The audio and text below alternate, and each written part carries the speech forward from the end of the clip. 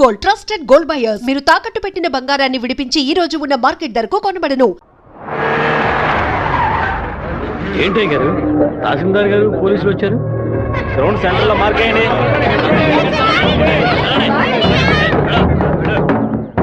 ఏంటో అర్థం కావట్లేదా?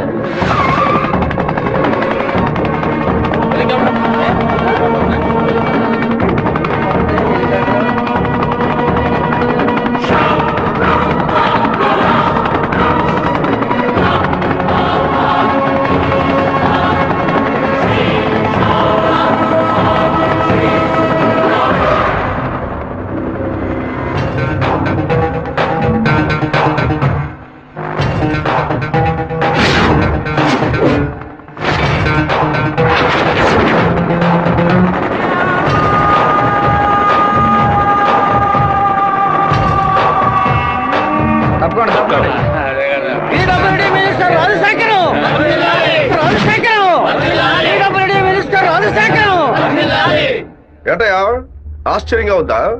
బానిసగా నీ ముందు నుంచిన వాడు ఎలా మంత్రి అయ్యాడనుకుంటున్నావా? మంత్రి వరదరాజుని డిస్మిస్ చేసినందువల్ల ఆ పదవికి అదే జాతి వాడు మినిస్టర్ అవ్వాలని సీఎం డిసైడ్ చేశారు. టోటల్ ఆంధ్రాలో ఎక్కువ మెజారిటీతో గెలిచిన నన్ను మినిస్టర్ని చేశారు.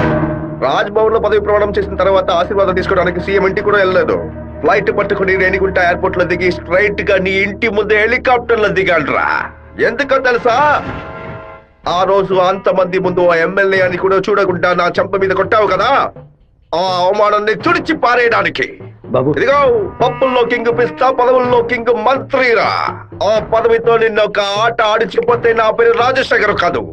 ఆ రోజు 120 ఎకరాలు కొనేందుకు చింతలేసావు కదా, ఇంకా 6 నెలల్లో ఆంధ్రాలో 1200 ఎకరాలు కొని చూపిస్తాను. ఏం పీక్కుతావు? మొన్న ఏమాటాడావు? నేను ఒక్క జిల్లాకు ఎమ్మెల్యేగా ఉన్నందుకు 15 రోజులు రిజైన్ చేయకపోతే నన్ను లేపేస్తానన్నావు కదా. ఈ రోజు ఆంధ్రాలో ఉన్న అన్ని జిల్లాలకు నేను మంత్రుడిరా. ఏం చెయ్యగలవయ్యా? ఏం పీక్కలవయ్యా నువ్వు? ఆ రోజు అందరి ముందు నన్ను కొట్టినందుకు నిన్ను నేను కొడతాను. అది మాత్రమే కాదు, నీ తలకాయ తెగ నరుకుతాను.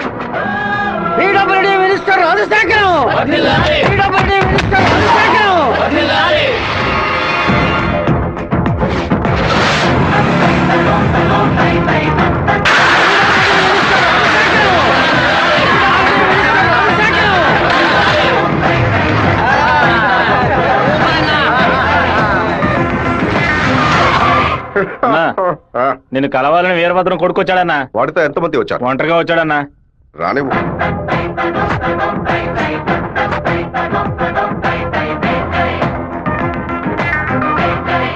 నేను మీతో కొంచెం ఒంటరిగా మాట్లాడాను. నువ్వెంట నాతో మాట్లాడేది?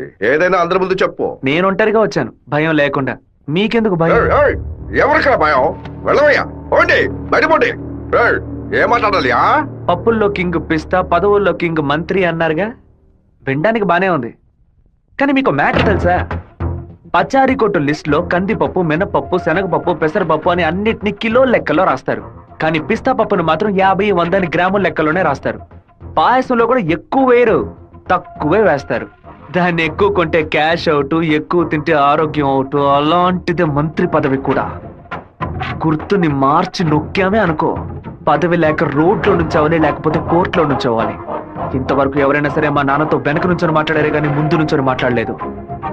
మొదటిసారిగా ఒకడు మా నాన్న ముందు నుంచొని ఛాలెంజ్ చేయడమో చూశాను, తల నరికేస్తానండమో విన్నాను. కొంచెం బాధ కలిగింది. ఇప్పుడు చెప్తున్నాను, నీకు 30 రోజులు టైం ఇస్తున్నాను. ఆలోగా నువ్వు చెప్పినట్టు మా నాన్న తల నరికేస్తే నా కుటుంబంతో పాటు వచ్చి నీ కాళ్ళ మీద పడతాను. అదే విధంగా నీ తల నరకపోతే మా నాన్న వచ్చి నీ కాళ్ళ మీద పడతాను. నువ్వు మా నాన్న తల నరికేస్తే నా కుటుంబంతో పాటు వచ్చి నీ కాళ్ళ మీద పడతాను. అలాగే నీ తల నరకపోతే మా నాన్న వచ్చి నీ కాళ్ళ మీద పడతారు. అంటే నేను నీ తల కన్ఫర్మ్ గా నరికేస్తానని చెప్తాను. నేను ఇప్పుడు మంత్రినిదా, కానీ మీ నాన్న ఇంకా పులివెందుల్లో అదే వీరభద్రమే. అయితే ఛాలెంజ్ రెడీనా? 30 రోజుల మీ నాన్న తల లేపేస్తాడ్రా.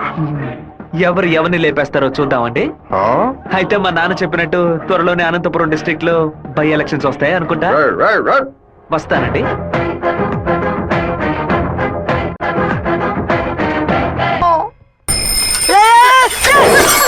கோச்சுக்காதீங்க. ஹேண்ட்பேர் பெண்டா இருந்துச்சு, அதான் இடிச்சு போட்டேன். ஆன் பாரு பெண்டா.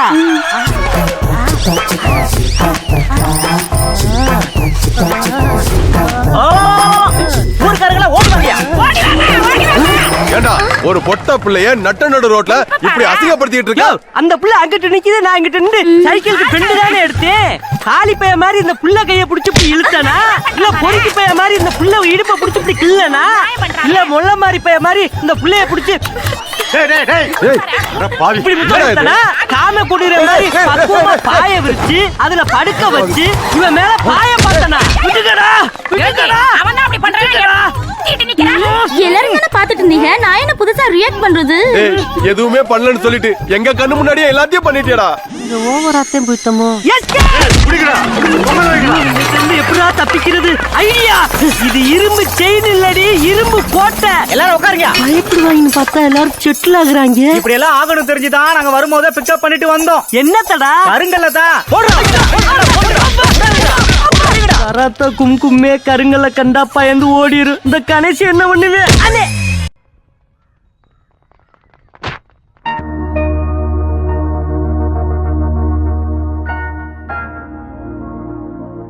విఘ్నేశ్వరుని చూసి నవ్వుతున్నాడేంటి? ఓ అయ్యో అమ్మా, జాగ్రత్తగా రావచ్చు కదా. కావాలని పడ్డాను. April full. పోవే మోహన్ చూడు, ముఖ్యమైన పని మీద బయటకు వెళ్తుంటే ఇలా ఫోన్ చేసావంటే. అది కాదన్నయ్య, ఏప్రిల్ 1వ తారీఖున ఒకసారి మోసపోతే మళ్ళీ మోసపోరని అంటారు. నువ్వు వెళ్లే పని తప్పకుండా సక్సెస్ అవుతుంది. అన్నయ్య, ఆల్ ది బెస్ట్. రే చిట్టి, అన్నయ్య వదిన చూడడానికి వెళ్తున్నాను. వదిన ఓకే చెప్పాలని మీ బాస్ భైరవుని కోరుకో. ఏంటో చూస్తున్నావు, నీకు త్వరలో పెళ్లి చేస్తానులే. ఏంటి బాబు నువ్వు దీనికి నీకేనయ్యా ఎవరు పిల్లనివ్వరు? ఏంటి మన చిట్టిగాడు పులివెందల్లో సూపర్ ఫిగర్స్ సెట్ చేసి పెట్టుకున్నాడు. ఏమంటున్నావు సత్తిగా? ఏమయ్యా, గేటు తెరిచి ఉంచితే ఏదో ఫిగర్ తీసుకొని చెరువు కట్టి వెళ్ళిపోతోందయ్యా. ఏదో ఒక రోజు స్పాట్ లో ఫిగర్ తో నాకు దొరకాలి. ఆ రోజు నేను కొట్టే కొట్టుడికి నువ్వు దిక్కుతోచగా అటు ఇటు పరిగెత్తుతావు, చూస్తూ ఉండు. దీనికి అంత అర్థం అవుతుందయ్యా. రారా శివా, ఏంటి సడన్ గా ఇలా వచ్చావు? రాధికని మీటే మాట్లాడాలి, అందుకే. ఎగ్జామ్స్ పూర్తయి కాలేజీకి సెలవులు ఇచ్చి వారమైంది కదరా. చెప్పు శివ. హలో జయంతి, ఎక్కడున్నావు? మా ఊర్లో ఉన్నాను. రాధిక? చెప్పు జయంతి, తిరుపతి నుంచి శివ ఫోన్ చేశాడు. నిన్ను చూడడానికి మన ఊరికి వస్తున్నాడంట. నువ్వు పెద్ద బ్రిలియంట్ అని ఫీలింగా? ఇలా తప్పించుకుంటే ప్రాబ్లం సాల్వ్ అవుతుందా? కొంచెం సైలెంట్ గా ఉంటావా? రాక సస్తానా?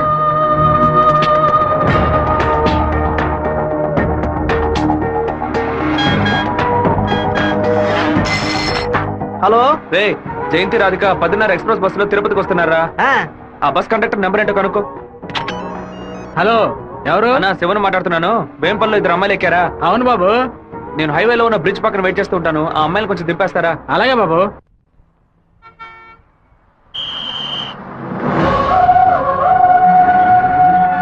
అమ్మా, శివగారు మీకోసం చాలాసేపు నుంచి ఎదురు చూస్తున్నారమ్మా, కొంచెం దిగండి అమ్మా.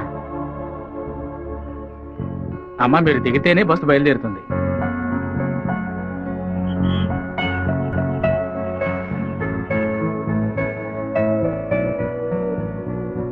నిన్ను కంపల్ చేసి రప్పించినందుకు సారీ. ఎప్పుడు నన్ను చూడకూడదని తిరుపతికి బయలుదేరావో అప్పుడే నువ్వు చాలా కన్ఫ్యూజన్ లో ఉన్నావని అర్థమైంది. ఏదైనా సరే నీ మనసులో ఉంది చెప్పు రాధిక. ఇంకో 6 నెలల తర్వాత రా అని చెప్పినా పర్వాలేదు, నేను వెయిట్ చేయడానికి సిద్ధంగా ఉన్నాను.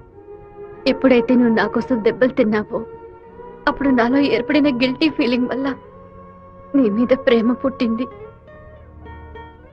ఆ ప్రేమ నా మనసు నిండా నిండిపోయింది. కానీ ఆ రోజు కాలేజీలో జరిగిన గొడవలో నువ్వు వాళ్ళని కొట్టిన ప్రతి ఒక్క దెబ్బ నా మనసుని గాయపరిచింది. మీ నాన్న అంతమందిని వేసుకుని కత్తిలతో రావడం చూసి నేను భయపడిపోయాను. నువ్వు నలుగురిని నరికేసి జైలుకి పోయిన విషయాన్ని ఎప్పుడైతే నీ పేపర్లో చూశానో నా తల మీద పిడుగు పడినట్టయింది. నాలోని ప్రేమని దాచుకోలేక మర్చిపోలేక నాలోనే ఉంచుకుని బతుకుతున్నాను. నువ్వు చెప్పేది చాలా తమాషాగా ఉంది. నేను ఏ గొడవకి వెళ్ళకూడదనే నన్ను మా నాన్న తిరుపతికి పంపించారు. కానీ ఆ రోజు కాలేజీలో ప్రొఫెసర్ని అవమానిస్తుంటే చూస్తూ ఊరుకోలేకపోయాను. ప్రపంచంలోనే దారుణమైన విషయం ఒక వ్యక్తి తన భార్య ముందు అవమానపడ్డమే. అందుకే ఎదిరించాను. తిరుపతిలో నేను ఆ నలుగురిని నరకపోతే ఆ నలుగురు కలిసి నన్ను నరికేసేవాళ్ళు. ఓ చిన్న పిల్లి కూడా దానికి ఏదైనా సమస్య వస్తే ఎదిరిస్తుంది. నా ప్రాణాన్ని కాపాడుకోవాలని ఆశ నాకుండదా? ఈ వివరాలన్నీ మా అమ్మతో నేను చెప్పలేను. దానికి నన్నేం చేయమంటావు? నువ్వు మంచివాడివే, కానీ నువ్వు ఉండే చోటే మంచిది కాదు. అర్థం కాలేదే. అన్నిటినీ వదిలేసి వచ్చాయి.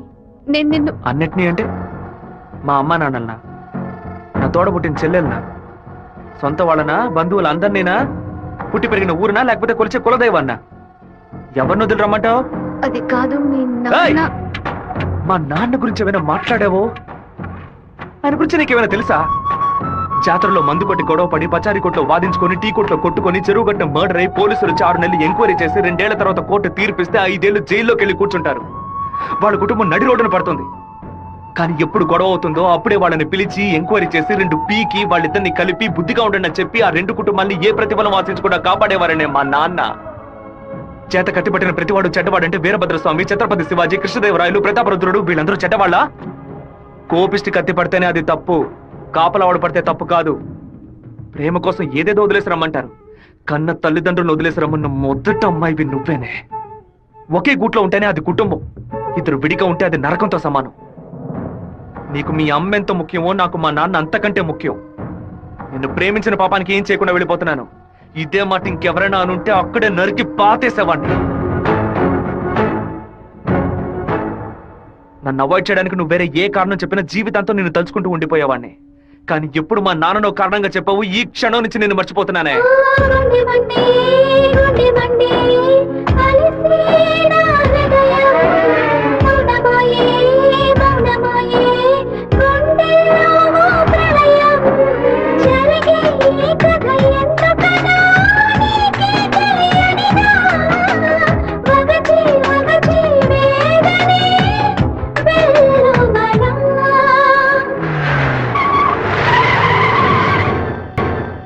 మిత్రమా, మిత్రమా, నీకోసమే వెయిటింగ్. అకస్మాత్తుగా కడుపు నుంచి నీ ఏరియాకి ట్రాన్స్ఫర్ చేయించావేంటి? ఏంటి విషయం?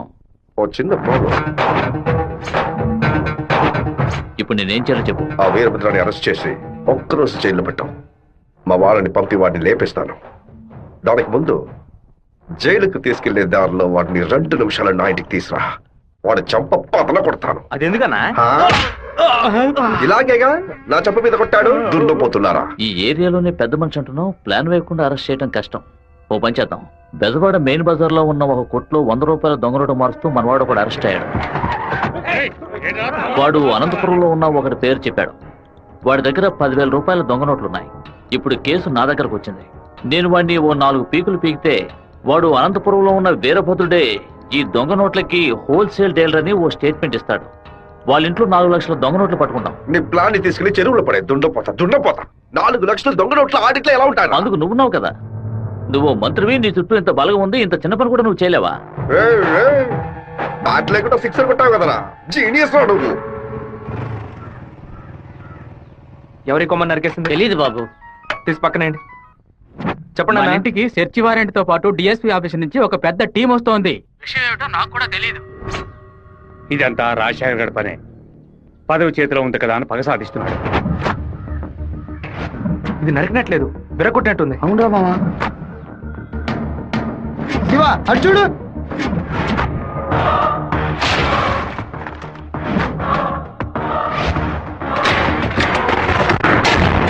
నిన్న రాత్రి మన ఇంట్లోకి ఎవడో దూకొచ్చాడు. వచ్చినాడు దేన్ని తీసుకెళ్లేదు. అయితే ఖచ్చితంగా ఏదో పెట్టే వెళ్ళుంటాడు. అన్ని చోట్ల వెతకడానికి 1 అరగంట అవుతుంది. అలాగా పోలీసులు వచ్చేస్తారు. మీరు ఇంటి బయట తాళం వేసి రైస్ మిల్కి వెళ్ళి 1 అరగంట తర్వాత రండి నాన్న. సరే.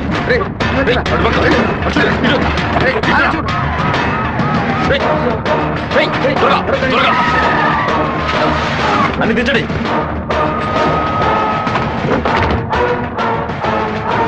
ముసలిదానా, ఏంటి ఇల్లు తాళం వేసింది?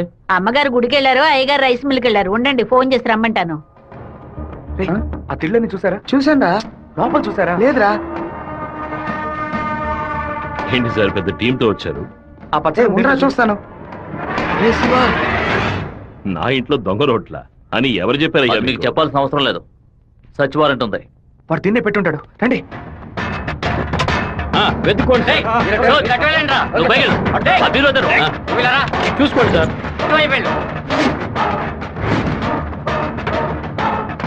ఎవరో చెప్పి పంపినట్టు దిళ్ళనైనా తదేకంగా చూస్తున్నారేంటి? సార్ పచ్చ దిండు సార్. ఏ బొచ్చు లేదు. ఏయ్, ఎంతమంది లోపలికి ఎప్పుడు వచ్చారయ్యా?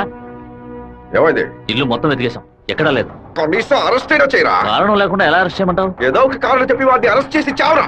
ఎలాగైనా సరే వాడిని కొట్టి తీరాలి. మిస్టర్ వీరభద్రం ఒకసారి స్టేషన్కి వచ్చి వెళ్ళండి. ఎందుకు?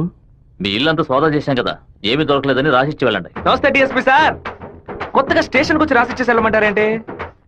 ఎందుకు రావాలి? చట్ట ప్రకారం మీరు వెతుక్కుంటూ వచ్చిన వస్తువు ఏది దొరకలేదని 2 సాక్ష్యాలతో రాసిచ్చి మీరే సారీ చెప్పి వెళ్ళాలి. అర్థమైందా? ఈయన అరెస్ట్ చేయకుండా నేను ఇక్కడి నుంచి వెళ్ళేది లేదు. తప్పు డిఎస్పీ సార్. ఈయన అరెస్ట్ చేస్తేనే మీరు ఇక్కడి నుంచి బయటికి వెళ్ళలేదు. అరెస్ట్ చేస్తానని అరెస్ట్ చేసే మూడ్లోనే ఉన్నారే ఏంటి? ఎవరైనా చెప్పి పంపించారా? అందరూ వీడియో తీస్తున్నారు. ఆఫ్ చేయండి రా, ఆఫ్ చేయండి. వాడు మాత్రం వీడియో తీయట్లేదు. అట్టు చూడండి.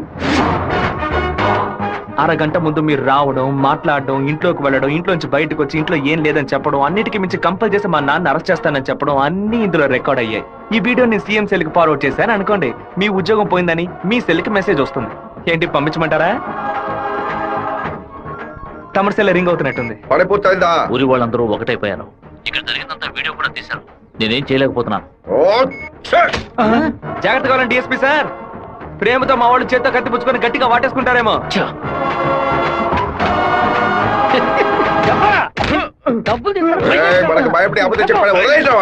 ఎలాంటి సాక్ష్యాలు లేకుండా ఎవరికి దొరకకుండా తలుపులు పగలగొట్టి దొంగతనాలు చేయడంలో పెద్ద కిలాడి సార్ వీడు. దున్నపోతా ఒక దొంగని పొగడతామేంటి? ఉద్యోగం మార్చుకో. అన్నా వీరభద్రం కొడుకు పెద్ద దండతో వస్తాడన్నా. మంత్రి గారిని మీటే దండయ్యాలి. ఇప్పుడు చూడటం వీలు కాదు, ఆయన బిజీగా ఉన్నారు. వెళ్ళండి. అటు చూడవయ్యా. ఒక మామూలు ఎమ్మెల్యేగా ఉన్న మీరు ఇప్పుడు మంత్రి అయ్యారు. అందుకే ఊరు తరపున ఒక దండేసి మర్యాద చేద్దామని వచ్చాం. ఓట్లు అడిగేటప్పుడు ఒక్కొక్క ఇల్లు ఎక్కి దిగుతున్నారు. ఓట్లు వచ్చాక మమ్మల్ని ఇలా నడి రోడ్డు నిలబెడుతున్నారు. వాటి పైకి పంపించు. ఉంది. వాడు తిక్కగా వాగుతాడు. ఎందుకన్నా మంచిది వీడియో తీస్తాను. రండి రండి. నమస్తే అన్న. చప్పట్లు కొట్టండి అయ్యా. ఏంటి మంత్రి గారు మోహం దయ్యం కొట్టినట్టు వాచిపోయి ఉంది? అనుకుందేదో జరిగినట్టు టెన్షన్ కనిపిస్తుంది. మంత్రికి రాష్ట్రాన్ని ప్రజల్ని కాపాడే టెన్షన్ ఉండాలి. ఉంటుంది.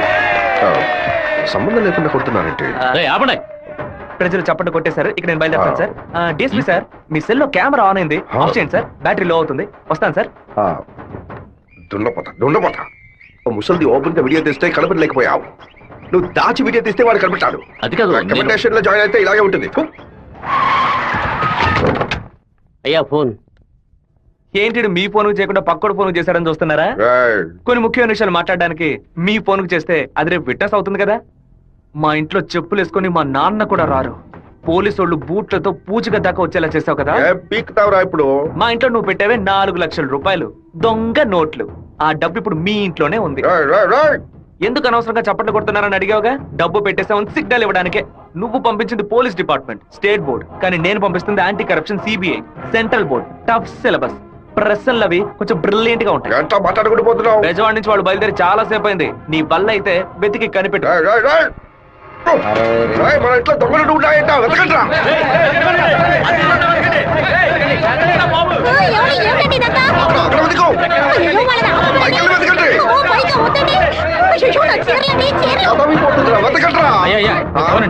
ఏంటి మంత్రి, ఈ పాటికి నీ ఇల్లు కార్పొరేషన్ లెట్టిన్ లాగా కంపు కొడుతూ ఉండాలి. చిన్న మార్పు. నేను పెట్టింది నీ ఇంటి లోపల కాదు, బయట నుంచి నీ బయట కారు.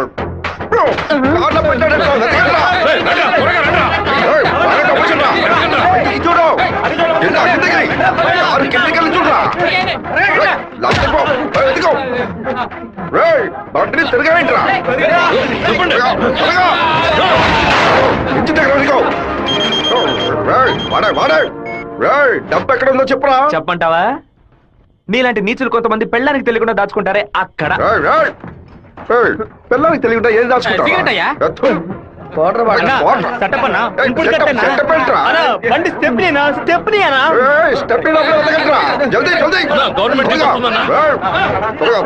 తీసుకోండి.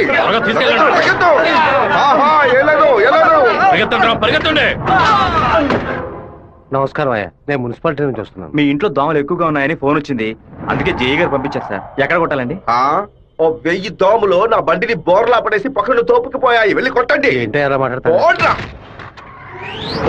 ఏంటి మంత్రి, నేను ఫోన్ చేసిన యాంటీ కరప్షన్ కో సిబిఐకో కాదు, మున్సిపాలిటీకి. వాళ్ళు తెచ్చిన మందుని ఏ పాపం ఎరగని పురుగులు కొట్టడం మానేసి అన్ని పాపాలు చేస్తే నువ్వు తాగి చావు. 64 పిల్ల నా కొడుకు గంటలో నాకు పిచ్చి పడించాడు. ఒక ఆడపిల్ల నీతో మాట్లాడటానికి దిగొచ్చిందిరా. స్మూత్ గా డీల్ చెయ్యి.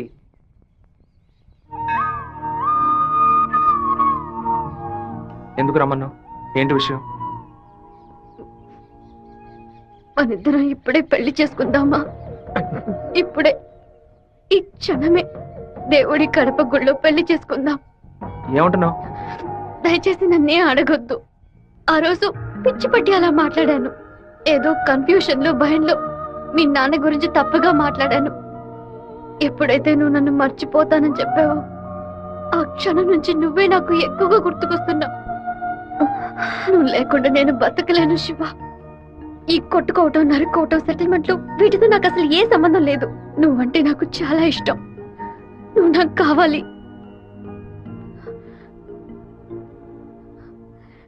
Unagi sangolo, amaya wingelo, diria ungoya yangela wangelo. Unagi sangolo, amaya wingelo, diria ungoya yangela wawa. అమ్మవారి ఉత్సవాలకి సినిమా యాక్టర్ ని పిలుద్దాం అనుకుంటున్నాం. ఎవరిని పిలవాలో మీరే చెప్పండి. ఆపండి. నేను లోకనాయకుడు కమల్ హాసన్ తీసుకురానా? ఒక 20,000 మాత్రమే ఖర్చు అవుతాయి. ఖర్చు అవుతుందా? హైదరాబాద్ నుంచి తిరుపతికి ఫ్లైట్ లో రావాలి. ఆయన రాగానే కూల్ డ్రింక్లు ఇవ్వాలి, మర్యాదలు చేయాలి. ఇదిగోనయ్యా 10,000 అడ్వాన్స్ తీసుకో. మీకు క్షత్రియపుత్రుడు కమల్ హాసన్ కావాలా, దశావతారం కమల్ హాసన్ కావాలా? ఏ కమల్ హాసన్ కావాలో కరెక్ట్ గా చెప్పండి బాబు. ఆయన వస్తేనే మా గర్వమయ్యా. ఆయన ఎలా వస్తేనే రమ్మనయ్యా. నమస్తే. కమల్ హాసన్ లోపలే ఉన్నారు. దిగండి అన్న, దిగండి స్టేజ్ మీదకి వెళ్దాం. లోకనాయకుడా నీ వెంటే ఉంది లోకో, నీకోసం ఆగును కాలో. లోకనాయకుడా మీరందరూ ఎదురు చూస్తున్నా లోకనాయకుడు కమల్ హాసన్ మీకోసం ఒక పాట పాడబోతున్నాడు. పాడు కమలన్నా. తల్లివి నీవే, ఎంత అద్భుతంగా పాడుతున్నాడు. ఆదరించే దైవం నీవే. ఎంత బ్రహ్మాండంగా పాడుతున్నాడు. కమల్ హాసన్ తీసుకొస్తా అని చెప్పి కామెడీకి చిన్నపిల్లని తీసుకొచ్చావంటే? ఏవయ్యా, చిన్నప్పుడు కమల్ హాసన్ ఇలాగే ఉండేవాడయ్యా. నమస్కారం. మాతో ఆ రోజు మిమ్మల్ని అడిగాను కదా, క్షత్రియపుత్రుడు కమల్ హాసన్ కావాలా, దశావతారం కమల్ హాసన్ కావాలా అని. ఎవరైనా పర్వాలేదని మీరే కదా చెప్పారు. ఇప్పుడేమిటంటే పాట మారుస్తున్నారు. మేము వేసిన వేట్లో కమల్ హాసన్ గా మారుతావు రే.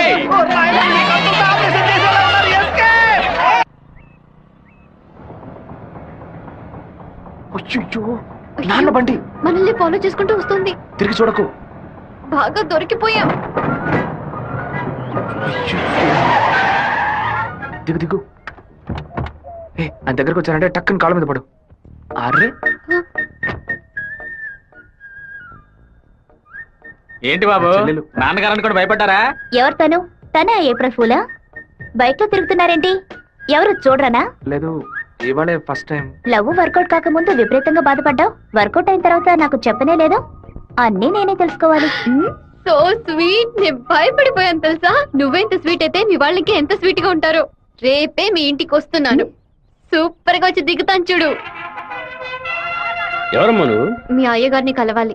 ఇక్కడే ఉండు, అడిగి వస్తాను. అన్నయ్య, ఎవరు కావాలమ్మా? ఆగమ్మా. నీ పాటికి నువ్వు అలా లోపలికి వచ్చేస్తే ఎలా? అయ్యయ్యో, ఈ అమ్మాయి ఎవరిని ఇరికించబోతుందో తెలియట్లేదే. జాగ్రత్త. నేను బాగుండాలని ఆశీర్వదించండి. వచ్చిన పని ఏంటో ముందు చెప్పమ్మా. నేను కడప నుంచి వస్తున్నాను. ఎవరికైనా సరే సమస్యను వస్తే మీరు తీరుస్తారని విన్నాను. నాలాంటి అమ్మాయికి ఓ సమస్య వస్తే మీరు తీర్చకుండా పోతారా? నీ సమస్య ఏంటో చెప్పమ్మా. ఏమిటని అది? బట్టల సబ్బులు ఈ ఏరియాలో సూపర్ సోప్ అమ్మే ఏజెంట్ గా నన్ను అపాయింట్ చేశారు. మీరు ఈ సోప్ కొంటే మీ ఊరు వాళ్ళందరూ ఈ సోప్ కొంటారు. మీరు చెప్తే ఎవరికైనా ఓట్లే వేస్తున్నారు. సోపు కొనుక్కోరా. అయ్యో పాప. సుబ్బారావు, నువ్వు సోపు కొను, మన వాళ్ళందరినీ కొనమంచు. సరేనే. ఒరేయ్, 10 సోపులు తీసుకోరా. గంగా, పిలిచారండి? ఏం జరుగుతోంది ఇక్కడ? ఏముంది ఆ కుక్కలు. పళ్ళు రాళ్ళు కొడతాం, జాగ్రత్త. ఏంటి? వచ్చినమ్మా ఎవరో తెలుసా నీకు? తెలీదు. సుబ్బారావు, అమ్మాయిని లోపల తీసుకురా. లక్ష్మి, నువ్వు మీ అన్నయ్య అమ్మాయిని చూసి సౌజ్ఞలు చేసుకోవడం నేను కాలద్దంలో చూశాను. ఎవరు అమ్మాయి?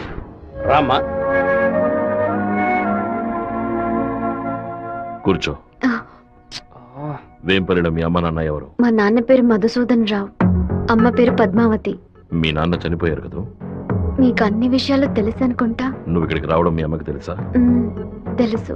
మీ ప్రేమ నేను ఒప్పుకోనంటే ఏం చేస్తావు? హత్య చేసేస్తా. ఆత్మహత్య చేసుకుంటానని చెప్పు. గంగా, వచ్చి నీ కోడని లోపలికి తీసుకెళ్ళు. నా కొడుకు కోసం ప్రాణాలే వదిలేస్తానండి, అందుకని తనే నా కోడలు. సూపర్ గా వస్తారని తల్లి, ఈ అమ్మాయి వచ్చిన వేళ మా ఇల్లు కలకళ్ళాడిపోవాలి. నిండు నూరేళ్లు వద్దిల్లమ్మా. ఇవి మా అత్తగారిచ్చిన గాజులు, ఇక మెదిటివి నువ్వే వేసుకోవాలి. చేయి చూపించు. అన్నా, బెజవాడలో రైస్ మిల్ ఓనర్స్ అందరూ కలిసి ఒక సభను ఏర్పాటు చేశారట. వీరభద్రమే చీఫ్ గెస్ట్ అట. తప్పుడు నువ్వు కొంచెం బయటకు పో. బయటికి పోరా. ఎందుకు కొత్త వాళ్ళని లోపలికి రాణిస్తాను? లేదన్నా, వాడే లోపలికి వచ్చాడు. వాడిని ఈ ఊళ్ళో మనం ఏం చేయలేం, బయట ఊళ్ళోనే లేపేయాలి. వాడు ఎలా వెళ్తున్నాడో, దేంట్లో వెళ్తున్నాడో ఎంక్వైరీ చేయండి. కిలో బియ్యం రేటు 30 రూపాయలకు పైగా ఉన్నా బస్తా రేటు మాత్రం 200 రూపాయలు దాటలేదు. కష్టపడి పండించేవాడు వ్యవసాయి. తను పండించిన వస్తువుకి తను ధర ఖాయించలేకపోతున్నాడే. ఇందుకేనండి ఈ సభ ఏర్పాటు చేశాం. మీరు ముందుండి ఓ నిర్ణయం తీసుకుంటే మంచిది.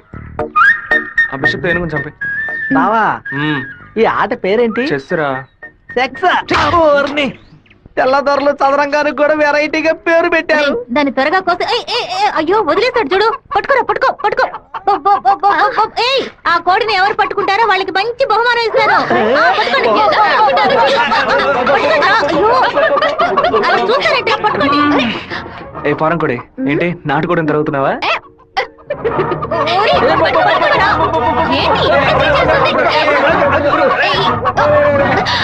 ఏం చేస్తున్నాడు వీడు? ఏంటి నన్ను పట్టుకుంటున్నా? నాకు నచ్చిన కోడిని నేను పట్టుకోగలను. అరే బావా, అయ్యగారు పైనే ఉన్నారు, కోడిని చూసి పట్టుకో. సరే. నాకు ఒక్క కోడి కూడా పట్టుకోండి పట్టుకోండి.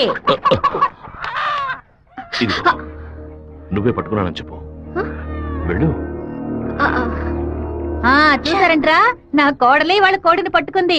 దీని గుండెకాయ వేపుడు చేసి వాళ్ళ నీకే పెడతాను. ఇదే నేను ఇచ్చే బహుమతి. ఏమైంది? ఎందుకు ఏడుస్తున్నావు? ఆ కోడిని వదిలేయమని చెప్పు ప్లీజ్. దీనికని ఏడుపు? నా చేతులతో నేనే పట్టించాను, బాధగా ఉంది. ఏ ముచ్చాలరావు, అయ్యా ఆ కోడిని వదిలేసాయి. అది అమ్మగారు. లక్ష్మి, మీ అమ్మకి చెప్పి ఈ రోజుకి పప్పుచారు పెట్టమని చెప్పు. నాలుగేం చచ్చిపో. అలాగే చెప్తాను.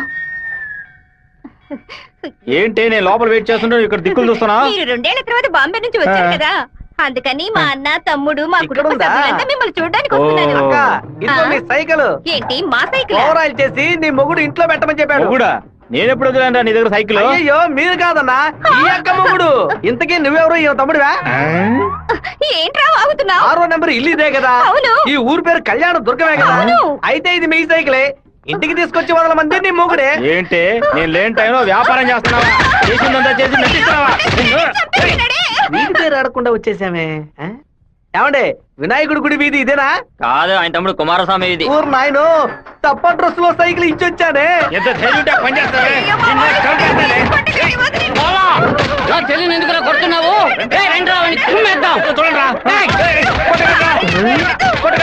అయ్యయ్యో, బంధువులు పక్కన దొరుకుతారా? మనోళ్ళందరూ కొడుతున్నారా? వస్తున్నారు, త్వరగా రండి రా, త్వరగా రండి.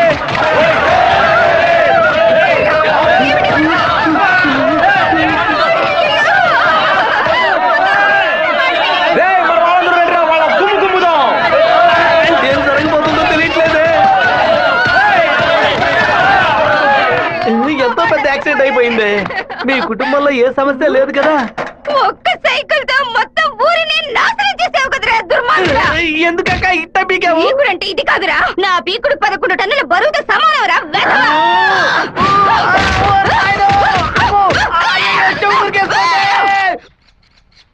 వాడిని మన జిల్లాలో లేపేయకూడదు. కడప దగ్గర ఓ లారీని ఏర్పాటు చేయండి.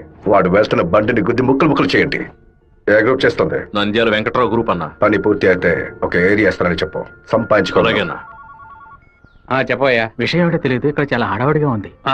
అయ్యగారు బెదవాడ వెళ్ళటం వీడికి తెలిసింది అనుకుంటాను. నాన్న వెళ్ళే తీరాలా? క్యాన్సిల్ చేయలేవా? ఇన్విటేషన్ లో చీఫ్ గెస్ట్ గా నాన్న పేరు వేశారు, ఖచ్చితంగా వెళ్ళే తీరాలి. ఏంటి విషయం?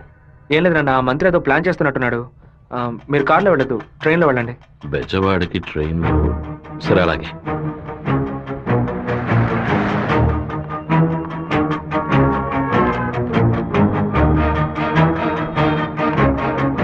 హలో మినిస్టర్ గారు ఇలా అవును మీరు అనుకున్నట్టు వీరభద్రం కారులో వెళ్ళట్లేదు ట్రైన్ లో వెళ్తున్నాడు. ఏయ్ నువ్వెవరో చెప్పావు రేయ్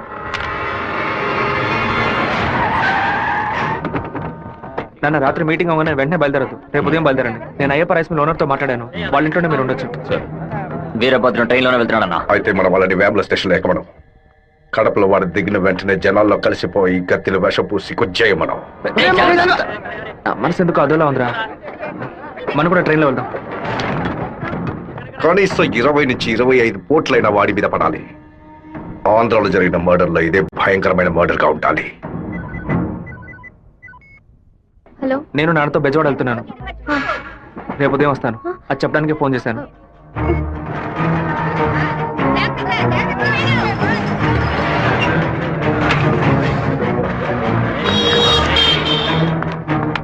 చెప్పమ్మా. వీరభద్రం ట్రైన్ లో వెళ్ళట్లేదు, కారులోనే వెళ్తున్నాడు. ఏయ్, ఎవరు నువ్వు? నేను అబద్ధం